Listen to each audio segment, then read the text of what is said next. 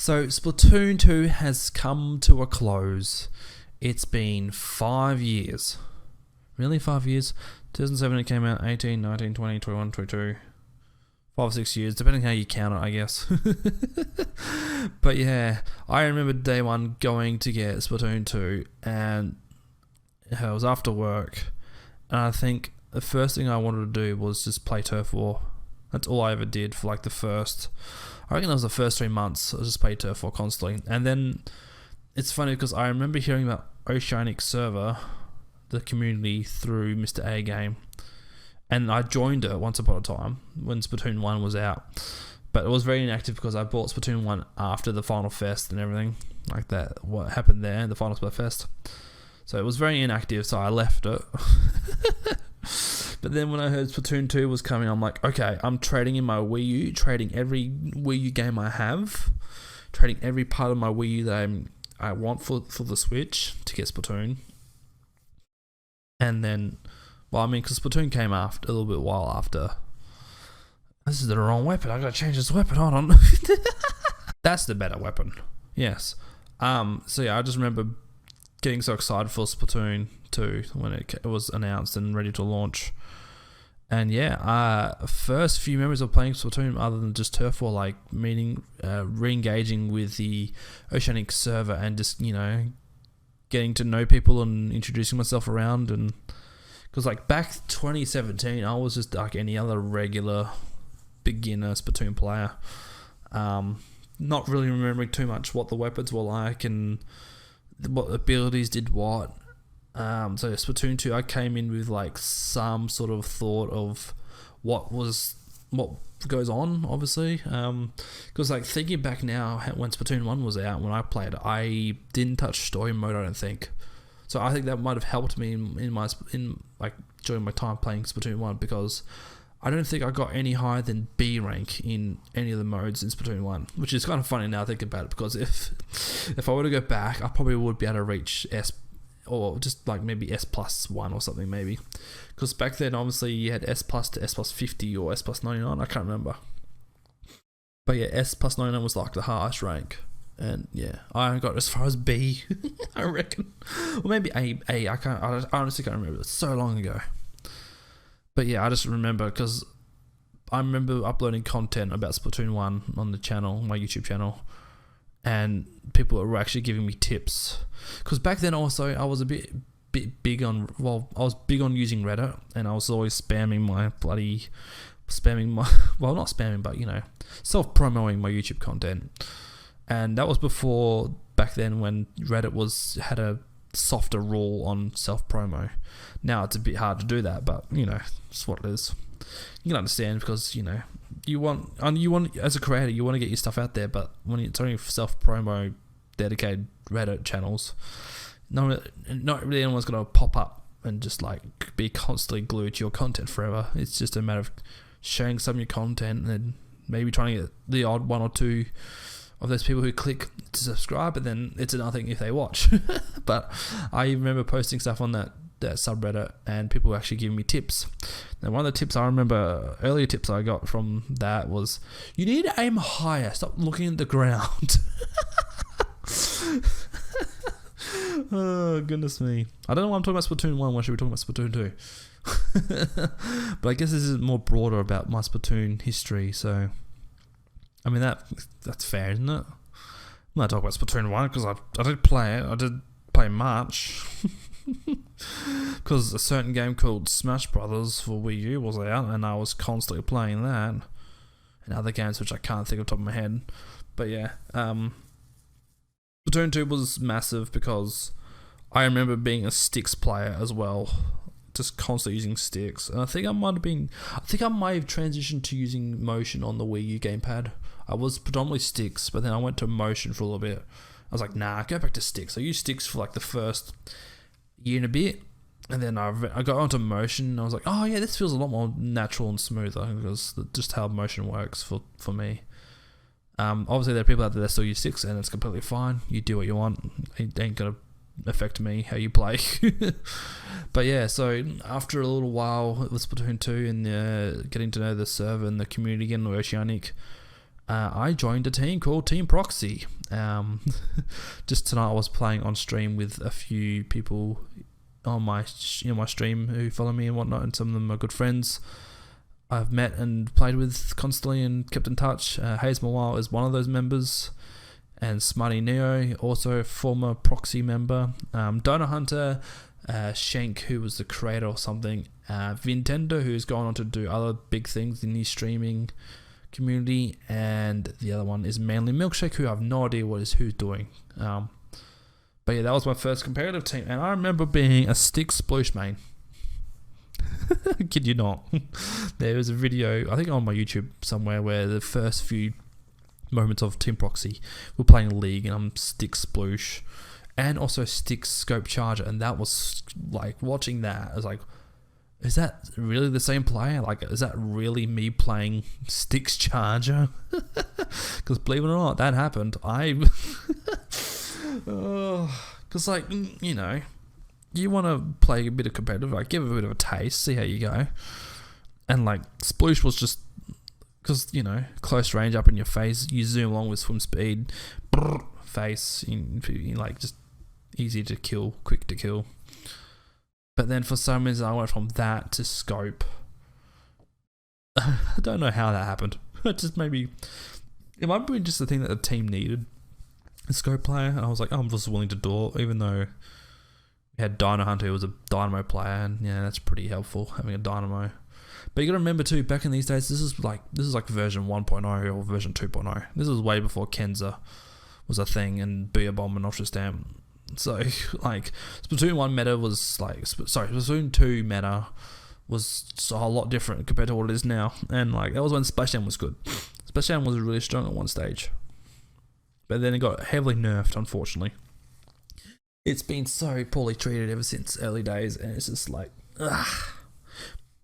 But like, it was good though, because that was a good taste of, you know, really getting to know what competitive games are like, and Splatoon 2 was a good first example for that. I've never played any other games competitively before, so Splatoon 2 was the first one where you build up a team, a bit of camaraderie, create some friends. Team Proxy lasted for a little while too. I don't know how long. It was probably a year, maybe. I'm not entirely sure. Might have been a year. Because then after a while, I started picking up other weapons after I learned motion with like the Vanilla Pro. Mainly just the Vanilla Pro, I guess, because that was the strongest shooter. I mean, everyone pocketed it in Zapper or Junior, but I just liked using the Vanilla Pro because Point Center and Ink Storm was just so much fun for me, because you can easily throw your Point Sensor out and they don't cost too much for ink consumption, so it was always easy to find enemies, and then it helps your team. Then another thing too was, I don't know if I started using E-Leader in that time either, because if you look at my top 3 weapons, now this is not going to come as a shock to some of you, but my top 3 inked weapons are Vanilla Goo Tuber, Custom Soy Tuber, Custom Goo Tuber, and E-Leader. It was third place. Third place used to be the Vanilla Pro, because I used it so much back in the day. But I grinded my E-Leader and I got that above it, so it truly reflects, you know, that I do like the Charger's weapon class more than others. Because then when Nautilus was introduced, I was like, I'm just playing Nautilus now. And yeah, it was so much fun playing Nautilus, because it had the same sort of function as a charge keep. You couldn't really, obviously not a partial charge thing, but yeah, so really expanding my horizons early days, until for some reason I made a tweet about saying, now I think it was a Bamboozler. I tweeted something about, whatever it was, I put down GooTuber so much in this tweet, and because I discovered it the other day, or not the other day, I discovered it a while ago, because I was going through my tweet history, and I found this tweet, and it was like, it's either bamboo or it's nothing. The Squiffer and the GooTuber can get stuffed or something. I think that's what my tweet said. And I don't know what ever happened, but since that day, there must have been a moment where I just clicked, this GooTuber weapon. Right. Okay. No one uses it. Why? Suction Bomb and Splashdown. Like Splashdown early days, like I said earlier, was really strong. And it was just so much fun using Splashdown. Like, because I, like, early Splatoon 2 days, using Sploosh all the time, you just use Killing Bomb, surprise someone, and then Splashdown on them, and you get free kills. But now, obviously, time has passed where Splashdown is now one of the weaker specials. But, yeah, I guess 2018 was the right time to start playing Gootuber for some awful reason. And then, I guess, fast forward to where we are now, and Gootuber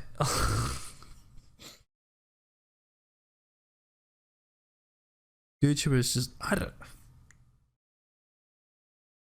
don't know. There's things that happen in life for a reason, right? Things happen in life happen for a reason, and it's just like moments where, you know, it either makes you or it breaks you, or it's just something happens to your life where it touches you, or it's just, I mean, it's not like, I'm not trying to say like it's like a true love thing, love at first sight thing. It's just like there are things that you just feel like it's meant to be.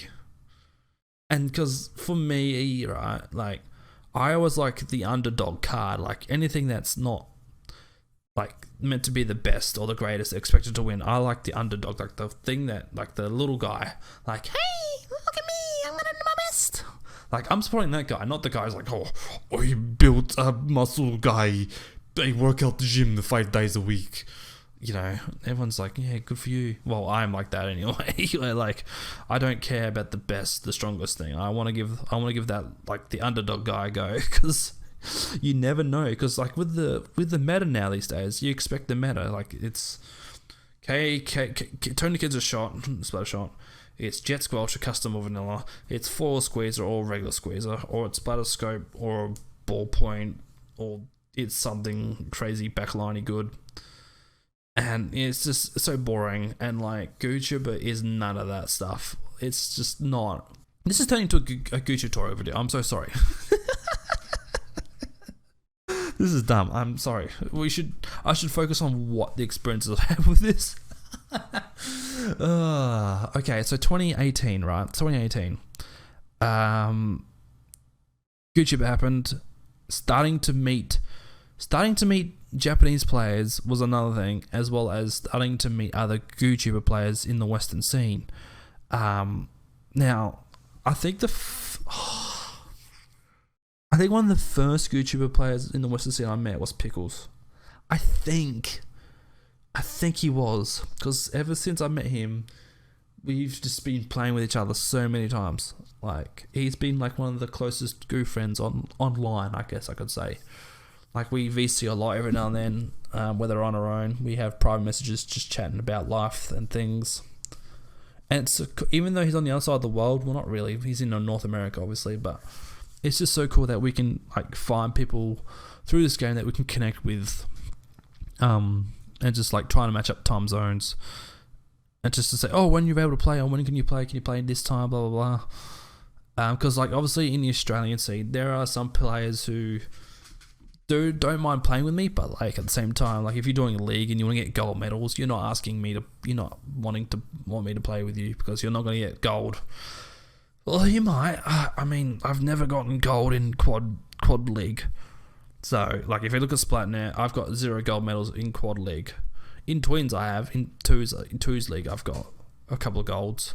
Never in quad though. But you know, I'm happy with that. I'm happy to go to bed at night knowing that I don't have a gold in that.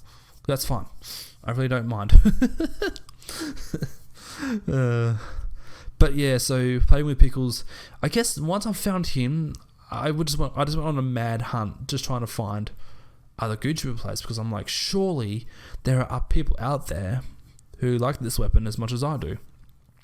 And that's when I sort of started discovering the Japanese players on Twitter, and it was strange because like, to me, I was looking for like Gootuber players to play with, and because Japan time zone, it's more suited to us in Australia, because I live in Victoria on the east coast, eastern states. We're an hour ahead when it's not daylight savings. When daylight savings is on, we have 2 hours ahead. But it's a good time frame because you can be up at about 10 or 11 or even midnight playing with them. And it's fine because you can get a slightly better, sensible time. In 2018, I remember starting to actually play just over Twitter using Translate with some Japanese players. And it was weird because also in 2019, I remember meeting this certain Japanese YouTuber player who I've never spoken to since. I have no idea where they've gone. Their Twitter was 1010 or something like that. And they were also a YouTuber player. And I think they were like a school student or something. They had this really high-pitched voice.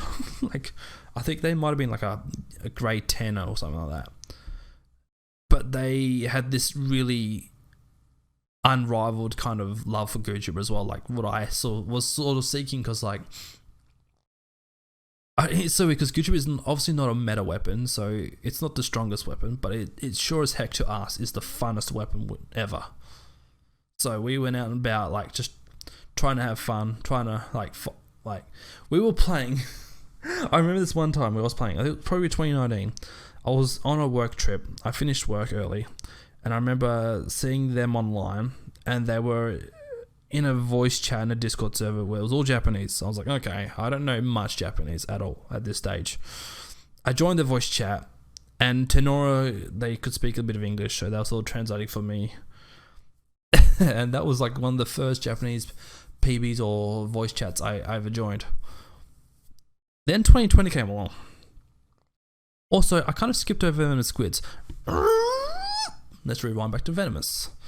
Venomous Squids. How did I skip over the Venomous Squids? My bad. I feel so sorry. So silly. Venomous Squids. Okay. Venomous Squids was one of the most purest team experience anyone could ever have, I feel. I met a lot of my members, a lot of my friends through that team. Amanda, Laloon, Hayes Mawal, Cat Mizzy, Ryder, can't forget Ryder, otherwise he'll kill me. There's so many. Noah, even though he was on a team for like a week. Neru, oh my gosh, Neru, I don't want to forget Neru. Flaming Cheese Precious. Who else is on the team? I'm not totally going to the Discord server to find who's on the team and who's not. Not at all. No. I think that was it though. Myself, Ryder, Cat Mizzy, Amanda, Hayes, Laloon, and Neru. Yeah. So, oh man. So with Venomous, obviously meeting them as well. I haven't met Ryder and Cat, although I might be meeting Cat soon, very soon, hopefully. She's moved over here to Australia and starting in uni, so hopefully I can get to meet her soon. But I've met Hayes. I think I'm the only person in Australia, in the Australian Splatoon scene, to have met Hayes, which is so cool. He's like the coolest dude, and his parents are so nice. They made dinner for me once. That was such an experience. I was working in Canberra, and I was like, Hayes only lives an hour or so from here. So I drove up to meet him, play some games with him, got to know him a bit better, and his family offered me dinner. They actually stayed with me for dinner, so yeah, that was just so nice. Like, oh man, this community is full of so many nice people. There are some odd one or two here who are not so nice, but you know, you get that. But yeah, the Venomous Squids was such a awesome team experience. Meeting Laloon, meeting Amanda. Amanda specifically, she's such a loony. We've got to a point with Amanda as a friend where she's just like anything goes, basically. Like, just call each other dorks. And it's just fun. But like, yeah, Hayes Mile, Laloon, Ryder, Neru. Neru was so, oh my gosh, meeting Neru was amazing. It was through streaming that I met Neru. And we were just playing in solo queue, and she was on the other team. And I was like, oh, you're from, like, she recognized, she's like, oh, you're Australian. I'm like, yep. You? She's like, yep. Okay. I'm like, well, you're not part of the server, the community? She's like, nah. Okay. I'm like, well, you're looking for a team? Yep. All right, well, come join Venomous then. Because for Venomous, I didn't really have like a recruiting process. I'm like, okay, do you like this Splatoon? Yep. Are you good at playing the game with certain people, certain times of the day, whatever? And yeah, Neru was amazing.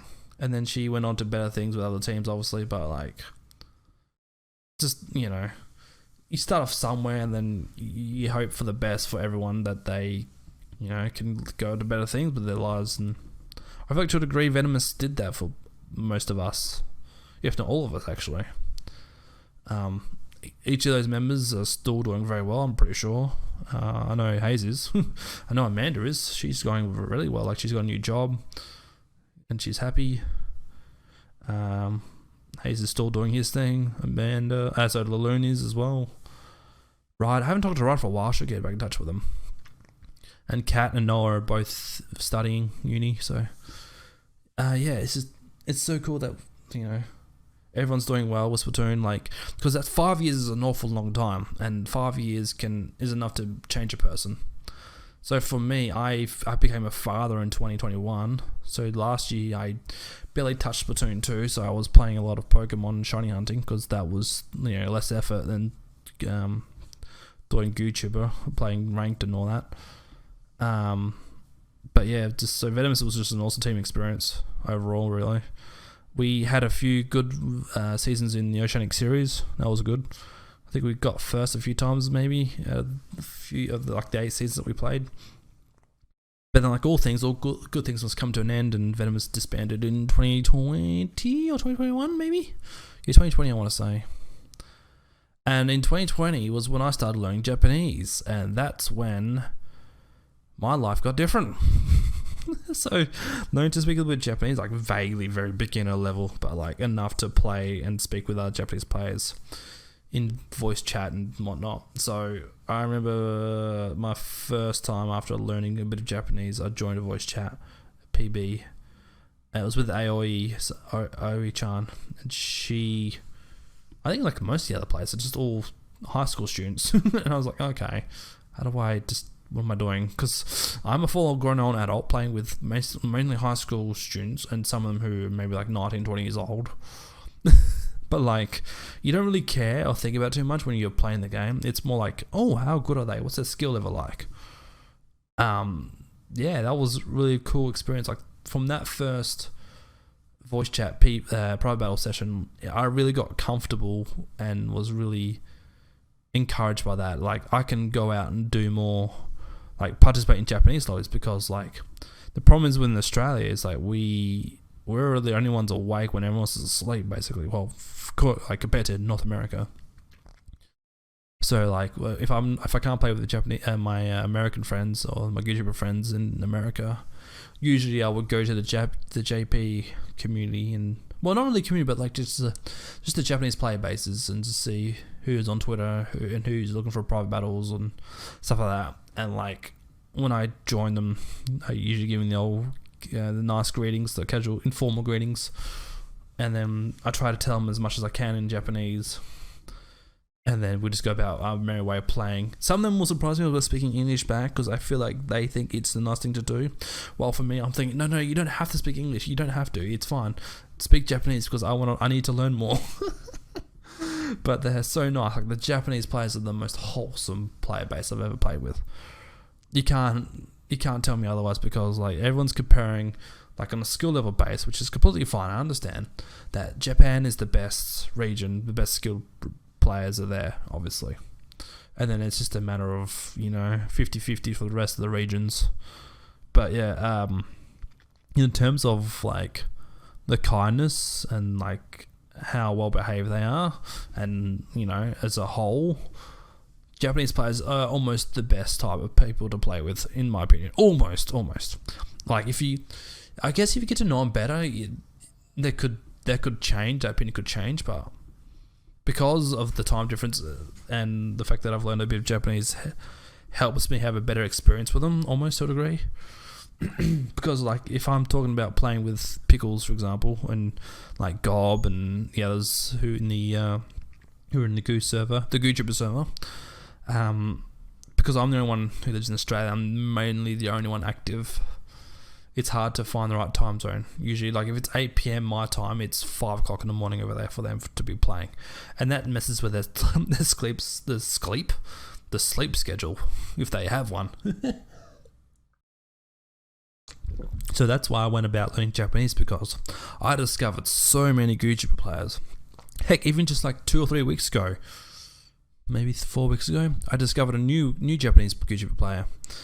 And yeah, they're just so nice. Like, I voice chatted with them too. And like, because when I did, like the most recent thing I've done was an all Japanese YouTuber private battle, and basically I organized with a whole bunch of Japanese Twitter accounts, like people on Twitter. I guess I should say people on Twitter. I just messaged each one saying, look, I've got this private battle with other Japanese players. Would you be interested in playing an all YouTuber PB? And so yeah, I think I invited about 11, and 9 of them came back to me saying yes they could. And then when like most of them in that server, and most of them who joined that private battle, like there was a lot of them that hadn't heard of one another. And I was like, wow, how's this so? Like, how can you not know each other? You're all Japanese, you're all playing YouTuber, like, and doing really good things too. But yeah, because the one thing I like about the Japanese people is that they're honest, and their words, even though with Google Translate in the Microsoft Translate when they're on Twitter, I don't know how to take it properly, but like they always tweet about like YouTuber unites the world, because there are times when we've had PBs or leagues with like a player from each region, like one from Australia, one from Japan, one from Europe, one from North America. There's also times where we've done that, and it's just like, it's so true though. This dumb weapon is giving us the most joy that we could ever ask for from a video game, right? From a video game. I'm sure, because like I don't know how other weapon communities, if that's a thing, are like, because I remember talking to some people in Oceanic about like there's a few people that really like blah blah blah, which is a terrible name. I like to call it the Overflosha, I think it's called in Japanese, which makes more sense. I'm not going to go into about Japanese names are better than English names, because that's just are, and it's just off topic. But anyway, I was talking to people like, oh, why don't you do blah blah blah PBs? And then they had a good point, which was the frame rate will deteriorate and the Switch will explode, which I didn't think of, especially with all the ink storms. Yeah, but like I don't know, because I reckon the next best weapon, if there was to be like the next best, I reckon Nautilus would be the next best, because Nautilus is a fun weapon as well. But yeah, because the reason why I wanted to do the YouTuber server was to also have another platform for players from all different types of races or backgrounds to be in one place where we can all share our thoughts and tips and clips about YouTuber. And yeah, it really, to me, like playing YouTuber really has enhanced to a massive degree of playing Splatoon 2, because with Splatoon 2, I've always envisioned this game as like play as you like. It's the same thing with Pokemon games. I'm playing Pokemon games as in the ways of shiny hunting. People play Pokemon games in the ways of collecting, or to do just competitive, or to just experience the stories. Now, there's no right or wrong way about that either, and that's what my mentality was for playing YouTuber in this game, because I just fell in love with this stupid weapon, and I'm gonna continue to love on it with Splatoon 3. Sadly though, we won't be getting this. I don't think there's gonna be a YouTuber that has the same kit as we did in Splatoon 2.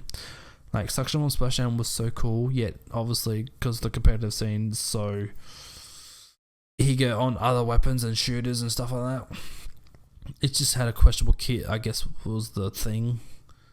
And like people just didn't give it much credit or much thought. It's like, good, but nah, it's fine. We've got these other weapons that can do much better things, which is fair. Like I agree. Look, I've played this weapon long enough to know the pros and cons of it pretty like inside out, and like I know what the pros are talking about. But like, hey, that's why I want to spend my life playing this game. Like that's just this is the thing I've chosen to do, and I'm not looking back. And I've had no regrets because of this weapon. I've learnt Japanese roughly, a very beginner level, but I've learnt it. I've made friends across the whole world. I'm saying friends because on Twitter and through the game I've played with them, talked with, that I consider them friends. I've got to know a whole lot of people like as well through that as well. That's another thing. And like, yeah, the team experiences, because like with playing this weapon, some teams were like, can you not play that? Can you play something else? Well, like with Venomous, they kind of were like, there was a freedom where you, like, if you feel confident, play it. But then, because that early days, I was confident, but I never really managed to perform to a certain, like, a high level. So towards the end, I was like, oh, I'll just play NZAP, or I'll just play Vanilla Pro, or I'll just play Nautilus. I really shunned away from what I should have really stuck to, like my gut. Because that actually is the only regret I have, which was not fulfilling, not fulfilling the standard of performing well in competition with Goo. That's the only regret I kind of have, actually. So I guess in Splatoon 3, if anyone's out there, this is a free agent call, free agent post, I should say. Name Wacko Jacko, ranks all X in Splatoon 2. Weapon GooTuber. Other weapons GooTuber custom. Other weapons just those two. Time zone AEST. Age old enough. Experience Venomous Squids, Proxy, and default Splatoon name. Untitled default Splatoon name. Unsplatoon team, which I won't talk about because that was a regret as well, making that team. Sorry, Jim. Sorry, Jim, for that. Yeah, that was not a good idea because I was juggling being a new parent, as well as trying to help around the house as much as possible. Yeah. Anyway. So yeah, and here we are, a day from, the time recording, I am less than 12 hours away from going to get my copy of Splatoon 3. I'm going to probably be the first Western player to play it, unless someone overnight is downloading downloading the digital copy and playing it and buying the GooTuber straight away. But I don't see many people doing that. So I feel like I could be the first Western player, unless someone from New Zealand unknowingly is doing that already. But yes, I'm so excited, man. Splatoon 3 is the game we've been wanting for so long. Yeah, some of us have put up with it for 3 or 4 years now, ever since version 4.0 came out. I did an episode with the House of Mario on their feed and their podcast about Splatoon 2 and why we needed a sequel, a new game. Well, not really a sequel, we just needed a new game. And basically, I talk about all this stuff on there, so if you're interested in listening to that, I recommend doing that. But yeah, I'm just so excited. I've been so quietly trying to refrain myself from spamming on Twitter about how good GooTube is going to be and how good it's going to feel. And I posted a warning short on YouTube about GooTube. It got a lot of likes and feedback and comments and stuff, so I'm happy about that. So hopefully we see a bit more of a GooTuber army uprise, which is what I was trying to do, join Splatoon 2. But yeah, Splatoon 2 has been such a fun, loving experience. The people I've met along the way, the friendships, the relationships I've made. My life as well has changed during that time. Just streaming, making the content, with you, the viewer, getting to know you as well a little bit. Streaming other games with other people that I've met along the way through Splatoon. It's just been surreal, man. Like, playing a video game has helped me get these experiences of learning another language, playing with those people from a different country, meeting other people that like similar games other than Splatoon, meeting people who like the same weapon as well. It's just nuts. It's absolutely bonkers. And yeah, I'm going to miss Splatoon 2 a lot. As strange as that sounds, I will miss Splatoon 2 a lot. I'm gonna miss this cute Octoling too. Don't forget that. But yeah, I bring on Splatoon 3, man. That squid roll, squid surge with whole charge is gonna be so good. And I'll be honest, I won't spam missiles as much as I think I'm going to. I'll probably spam the torpedoes because they're fun. It's just to find the sharkers. It's gonna be so good. But yeah, let me know what you guys think about in the comments below. What you're going to miss about Splatoon 2. Let me know your thoughts and share your memories as well with Splatoon. The comments below, or just wherever you can find me on Discord or Twitter. At me or direct message me. But yeah, otherwise, I will end off by saying literally this, right? Everyone who's been watching me or supporting me or just, who I've met along the way, or every friend and relationship I've made, legit, thank you. Like, thank you so much, because without your support, playing this dumb weapon and reaching max points on it wouldn't have been possible if it weren't for you guys as well, because you guys have stirred me on a little bit. Like, you guys have really helped the process be more enjoyable too, because if I was to play this game the past 5 years without all that stuff happening, I would be in a different state of my mentality towards this game. All those 5 years ago, if I never joined the Oceanic, if I never joined a team, if I never did content creating, my feelings towards this game would be absolutely nothing. I would have played this game maybe 100 hours, 200 hours max, and that would have been it. But Splatoon 2, thank you, as well as everyone along the way who I've met, and what I've just said before, like, legit. I'm not crying. There is a lot of emotion though behind these words, because legit 5 years is a long time. So much feelings and emotions are gonna be left in this game. Some will be carried over Splatoon 3, because obviously it's the same series, obviously, and the same people from Splatoon 2 will probably be still playing Splatoon 3. But man, Splatoon 2, you have been a living, dreaming, like I was gonna say, you've been a beautiful nightmare. You've been an absolutely lovely nightmare. As someone who plays such a weapon like Gucci, as opposed to like someone who plays K-Pro or whatever, anything top meta range, you have been an experience for me. And it's just wonderful. And thank you to you who's watching right now, or watching this stream. Thank you so much for all the help and support and the fun and the good times. It's been good. But yeah, Splatoon 3 is just literally around the corner, and I cannot wait to destroy your asses. I don't know where I'm going with this bit. I was like trying to be like really scary and stuff like that. Edit that bit out, Jackson. Okay. Alright, serious bit's over. If anyone watched up to that part on the YouTube video, well done. You deserve one like, or a comment, or a subscribe. That's what you deserve.